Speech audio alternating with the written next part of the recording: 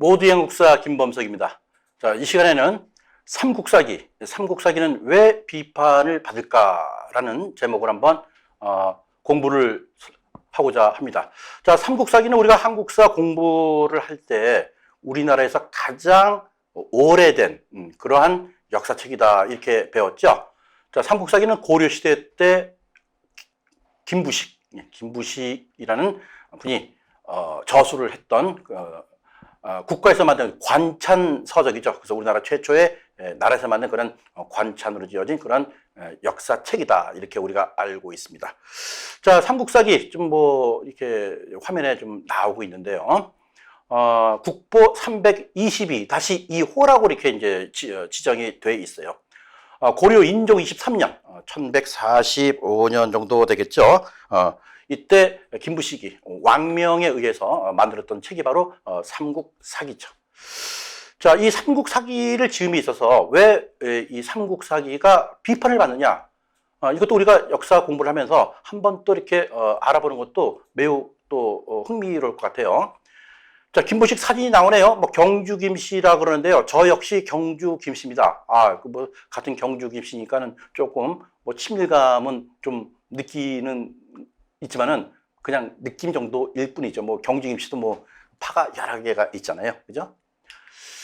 자, 김부식이가 삼국사기를 지어 올릴 때 그 뭐 어떤 이유를 이제 이렇게 올렸다고 그래요.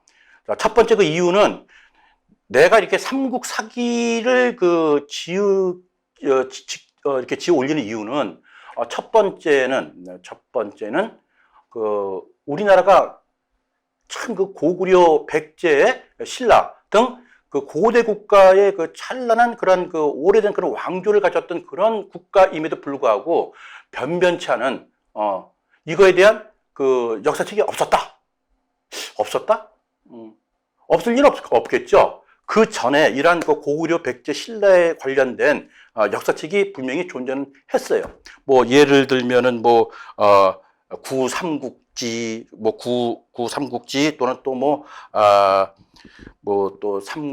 삼국의 고기, 옛 고자 기록할 기자죠. 뭐 이런 거, 또 신라 고기 해서 이렇게 옛 것을 기록했던 그러한 역사책들이 분명히 존재함에도 불구하고 이렇게 올린 거는 이 책을 내중에 다 없애버리죠. 이 김부식이가요. 어찌됐든 간에 이러한 책들과 또 중국에 관련된 여러 가지 서적을 참고로 해서 이제 이 책을 만든 거예요. 그래서 첫 번째 이유는 우리나라가 역사가 오래됐음에도 불구하고 어떤 체계적으로 정리된 게 없었다. 두 번째는 방금 말씀드린 뭐 구삼국사, 삼국지, 또 신라 고기, 또 삼국 고기 이런 옛 그 서적들이 책을 봤더니만은 너무 내용이 조잡하고 문장이 유려하지 않고 개판이다. 그래서 내가 유려한 문체로 내가 이렇게 올렸다. 그래서 이렇게 두 가지 이유로 이 삼국사기를 지어 올렸다고 합니다. 쉽게 얘기해서 우리가 고구려는 만주와 대동강 사이를 갖다가 거점을 해서 건국을 했고, 또 백제는 또 어디에 한강, 금강 이쪽에 또 백제권이죠. 또 신라는 또 이 경주 쪽에서 이제 건국한 그런 작은 그런 소국부터 시작이 됐는데, 이런 이 세 나라가 서로 어떤 이 봉건주의에서 발전해서 왕조 체제를 갖다가 굳힌 다음에 서로 소위 얘기해서 땅 따먹기죠. 서로 그 국토를 갖다가 늘리기 위해서 서로 싸마고 이때 당시 강국은 당연히 뭐 고구려와 백제가 됐겠죠. 그래서 고구려와 백제가 뭐 연합을 해서 신라를 갖다가 공략하니까 신라는 할 수 없이 저 바다 건너 당나라에 가서 도움을 요청해서 결국은 고구려와 백제를 멸망시키게 이르렀다라는 이러한 이 사실을 갖다가 공식적으로 글로써 편찬한 것이 바로 삼국사기라고 이제 얘기할 수 있는 거겠죠. 자, 김부식 그러면은 뭐 말씀드렸지만은 이 김부식은 이 유교적 합리주의자로서의 이렇게 우리가 알고 있죠. 다시 얘기해서 우리나라의 모든 문화, 문물, 이런 제도 이런 것이 다 중국으로부터 영향을 받은 거는 세상이 다 아는 일인데요.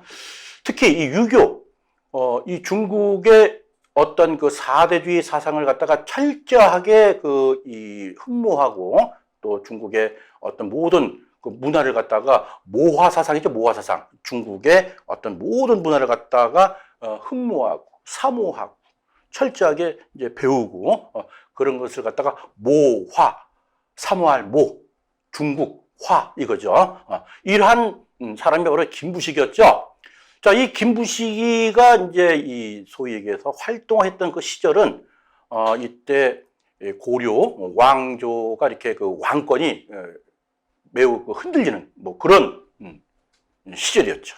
이때 당시에 그 인종이 제위했을 때 인종의 장인이자 외할아버지인 소위 그 이자겸이 이자겸의 난을 일으켰죠. 그래서 그것을 어떤 그 국구 즉 왕의 이제 장인 뭐 왕비의 아버지를 국구라고 그러는데요. 그러한 이자겸의 국구라고 표현하는 이러한 이거 이자겸을 갖다가 이제 전횡을 막고 이러한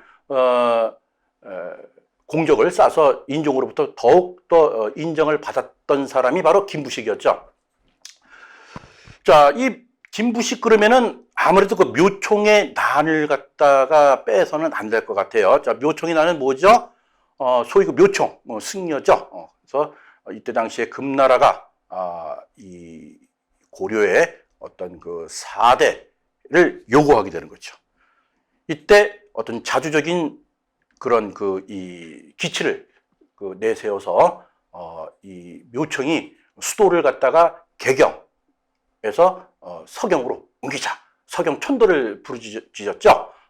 그러면서 어떤 그 반란을 일으켰던 큰 사건이 바로 이제 묘청의 난이죠. 자, 이 묘청의 난은 보통 우리가 평가하기를 이 유교파와 뭐 불교파, 자주파와 사대파 뭐 이런 식의 소위 어떤 서로 피튀기는 그러한 그 투쟁 싸움으로 이제 보고 있죠. 그래서 그 민족 사학자인 신채호는 이 묘총의 난을 갖다가 우리 조선, 우리 한반도 대학 우리나라의 일천년에 있어서 가장 큰 사건이었다라고 또 이렇게 평가하는 그런 말을 올렸던 것이 바로 묘총의 난입니다. 어쨌든 간에 이 김부식은 묘총의 난을 갖다가 딱 평정을 시킴으로써 더더욱 그 인종의 신임을 받고 정국 공신이라는 그런 또 칭호를 받으면서 어떤 명신으로서의 위치를 확고히 다집니다. 자, 이러한 자기의 입지를 갖다가 확실하게 굳혔던 이 김부식이가 지은 책이 그 삼국사기인데, 이제는 삼국사기의 밝은 면과 또 이렇게 소위 칭찬받는 분이죠. 그 다음에 어두운 부분, 좀 비판을 받는 그런 부분에 대해서 한번 살펴보도록 하겠습니다. 자, 삼국사기의 그 밝은 부분은 일단 자주적인 면을 볼 수가 있죠. 뭐 고구려 본기, 또 백제 본기, 또 신라 본기 해서 어떤 중국 역사 속에서 단독적으로 빼내서 어떤 항목을 갖다 본기로 이렇게 만든 거죠. 그리고 또 연표를 또 만들어 가지고서 중국 왕조와 세 국가의 어떤 그 연대표를 갖다가 서로 대조를 해서 이렇게 또 표를 또 만들었고요. 그다음에 열적, 아주 그 유명한 뭐 재상이라든가 또 뭐 효자, 또 그다음에 또 그 유명한 뭐 장수들 이런 것을 갖다가 전기 형식으로 이렇게 또 글을 썼고, 이것은 중국의 그 사기를 만들었던 사마천의 그러한 이 역사책을 갖다가 많이 흡사한 그런 거죠. 다시 여기서 삼국사기는 이러한 편년체와 어떤 본기, 이런 이 기전체를 갖다가 혼합했던 그러한 그 책으로 볼 수가 있겠습니다. 자, 내용을 보시게 되면은 뭐 고구려 시대 때 을지문덕이라든가 연개소문 등이 중국의 침략으로부터 당당하게 무찔렀다. 그리고 또 뭐 비록 당나라 갖다 끌어들여서 삼국은 포기를 했지만서도 바로 이때 다시 또 당나라를 갖다가 물리치는 그런 과정에서의 어떤 뭐 신라의 뭐 김유신 장군이라든가 문무왕 이런 분들도 이렇게 기술을 해놨다는 점에서는 상당히 자주적인 측면을 부각시켰다는 점. 요것이 이제 어떻게 보면은 칭찬 내지는 이제 호평을 받을 수 있는 그런 내용이 되겠습니다. 이와 반면 어두운 부분, 또 지금까지도 계속 비판을 받는 그런 부분, 어떻게 보면 오늘의 핵심 포인트죠. 그래서 4대적 측면을 한번 우리가 또 거론 안 할 수가 없습니다.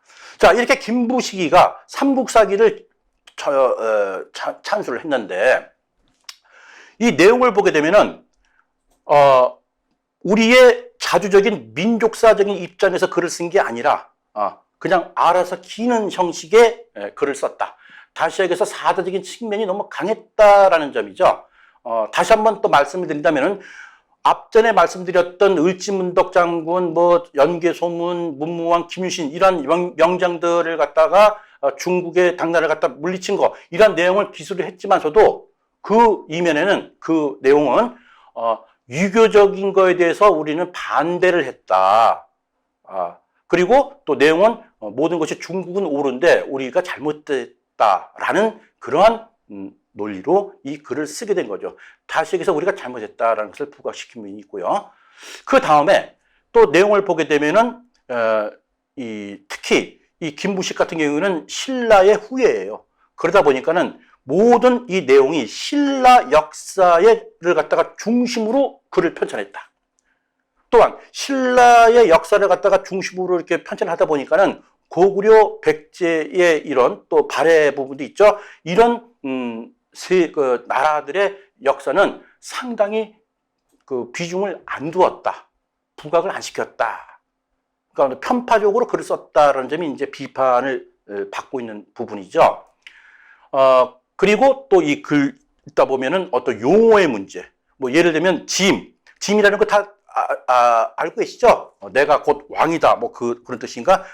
특히 중국 황제만이 쓸 수 있는 전매 특허인 용어가 바로 짐이라는 거죠. 그래서 그러한 이 짐이라는 왕의 그런 그 용어를 갖다가 여기서는 삭제를 하고 과인 또 이 왕의 그 이제 차기 그 왕권을 이어받는 사람을 우리가 보통 태자라고 그러죠. 태자를 갖다가 세자 이런 식으로 격을 낮춰요. 격을 낮추다 보니까는 이것이 뭡니까? 바로 그 유교적인 그런 사대주의에 입각해서 글을 썼다라는 점에서는 자유로울 수가 없는 거죠. 또한 이 김부식 같은 경우에는 이 신라의 후예라고 제가 말씀드렸죠. 그러다 보니까는 어떤 유교에 관련된 그런 인물 중심으로 쭉 나열하고 또 신라 같은 경우는 불교가 매우 융성했던 나라거든요. 그럼에도 불구하고 어떤 신라에서 그 활동했던 유명한 그 어떤 승려들에 대한 전기는 거의 다 묵살하고 유교에 관련된 뭐 강수라든가 설총 뭐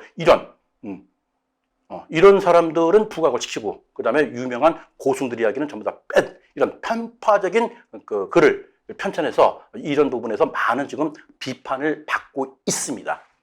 그리고 또한 김무식은 이 책을 지은 다음에 그동안 있었던 기존의 역사책을 갖다가 모조리 다 불살아 버렸다고 그러죠. 그래서 이 책만 읽어라. 너무 심하지 않았나요?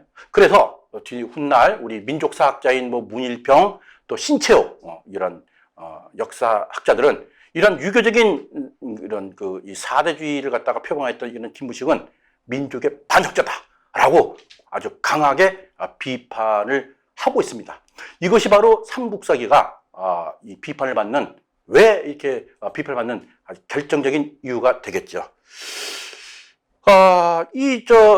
제가 이게 막판에 여기 지금 삼국유사를 지금 보여주고 있는데요. 삼국유사는 승려 이련이 썼던 그러한 그 책이죠. 이것은 고려 충렬왕 때 그 소위 그 몽골 원나라의 어떤 이 속국이었던 그런 고 시절 때 만들었던 그런 책이죠. 자, 이것은 승려 이련이 지어서 어떤 국가에서 지은 그런 정식적인 그런 책이 아니어서 야사류로 지금 이렇게 분류를 하고 있습니다만은 우리가 알고 있는 단군 신화를 비롯해서 또 불교에 관련된 많은 이야기를 또 담고 또 내용 또한 뭡니까?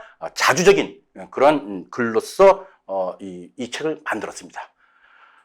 결론적으로 말씀드려서 이 사대주의를 표방한 이 삼국사기, 즉 어떤 문장의 모든 용어라든가 내용 자체가 중국을 우위로 해서 그 밑에 깔려있는 이런 사대주의에 입각해서 알아서 기는 그런 문장을 만들었던 것이 바로 삼국사기고 그와 반면 삼국유사는 민족의 자긍심을 갖다가 한껏 이끌어주는 그런 내용의 책이었다. 그래서 우리는 보통 삼국사기와 삼국유사를 갖다가 같이를 공부하는데 이 두 책을 갖다가 우리는 한번 비교 대조를 해서 서로의 장단점을 갖다가 파악하는 것도 우리가 한국사 공부에 많은 도움이 될 것입니다. 자, 좀 삼국사기가 이렇게 사대주의에 입각해서 글을 썼지만서도 여기에 대해서 우리가 비판은 가하더라도 만약에 이 삼국사기라는 책이 없었다 그러면은 어떻게 됐을까요? 우리는 고구려 백제 신라의 역사를 알지 못하는, 다시 말해서 역사를 잃어버린 민족으로 전락할 위기도 있기 때문에 이 삼국 사기의 존재는 분명히 가치가 있는 거죠. 다시 얘기해서 우리는 삼국 사기의 비판과 아울러서 또 삼국 사기가 없었더라면 또 이런 아찔한 어떤 역사를 잃어버린 그런 민족의 어떤 위기를 느낄 수 있는 걸 동시에 우리는 느껴야 된다는 거죠. 그러면서도 불구하고 이 책은 우리나라에서 가장 오래된 그런 책임에도 불구하고 김부식에 대한 사대주의의 비판은 끊임없이 이거는 있어야 된다라고 보는 겁니다.